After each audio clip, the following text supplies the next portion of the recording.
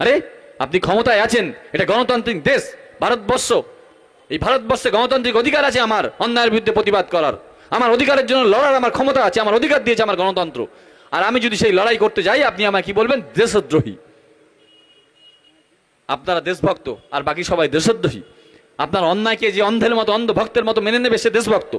আর আপনি অন্যায় করছেন সেটা দেখে যদি আমি প্রতিবাদ করতে যাই, তাহলে আমি দেশদ্রোহী, আমি জেহাদি।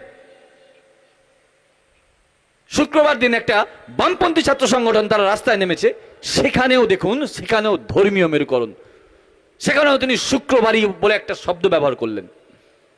কেন? শুক্রবার সপ্তাহে 7টা দিনের মতো আরেকটা দিন।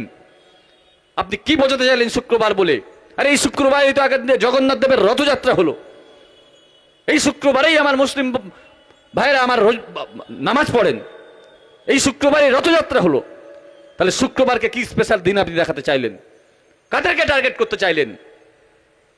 কোনো এজেন্ডা নেই, কোনো এজেন্ডা নেই। মানুষের, দরিদ্র মানুষের জন্য কোনো, এই বাজেট যে হয়ে গেল। আরে আমি বলছি, যারা চাকরি করেন, যারা 10,000 টাকা মাইনে পান, তাদের 12,000 কেন, 15,000 হোক।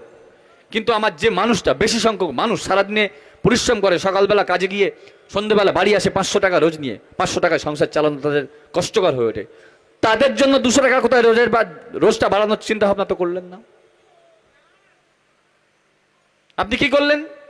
ঠিক আছে, আইন আছে, পশ্চিমবঙ্গে আইন আছে, পশু হত্যার আইন আছে, কোনো সরকার করেনি। আপনি আইন মেনে পশু হত্যা বন্ধ করলেন, পশু হত্যা আপনি বন্ধ করলেন, গরু জবাই বন্ধ করে দিলেন।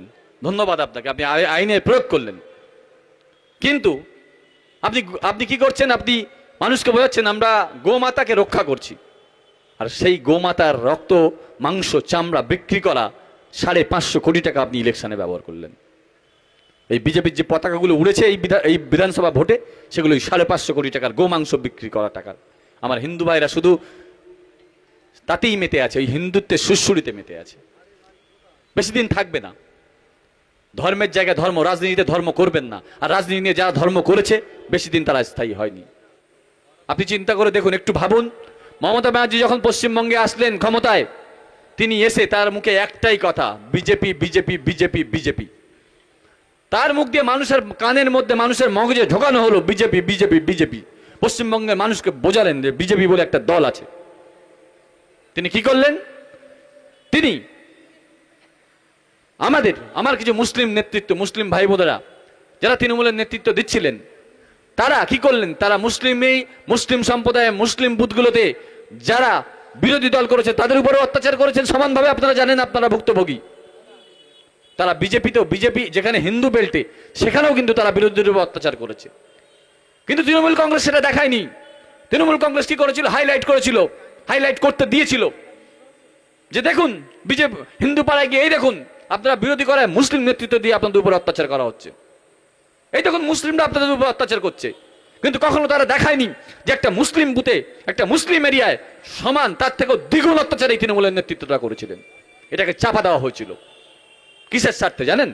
কারণ এই হিন্দু হিন্দু হিন্দু হিন্দু মুসলিম, হিন্দু মুসলিম এই খেলাটা খেলবে বলে। আজকে বিজেপির কি এজেন্ডা আছে আমাকে বলুন? একটাই মন্ত্র, হিন্দুত্বের মন্ত্র।